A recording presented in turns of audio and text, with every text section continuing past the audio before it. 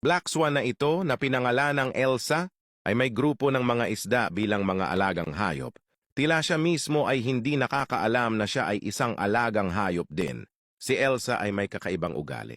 Araw-araw ay dinadala niya ang kanyang pagkain sa tabi ng lawa upang pakainin ang isang grupo ng mga isda.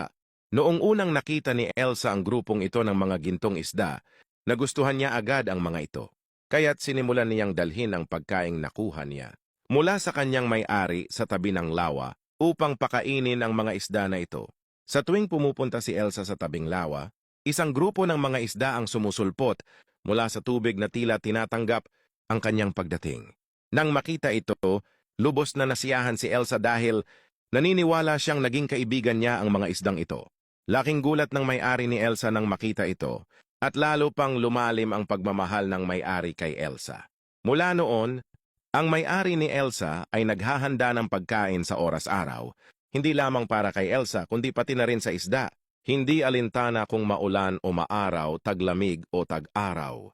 Ang kwento ng pakikipagkaibigan ni Elsa sa mga isda ay kumalat sa paligid at lahat ay naantig sa nakaantig na tanawing ito.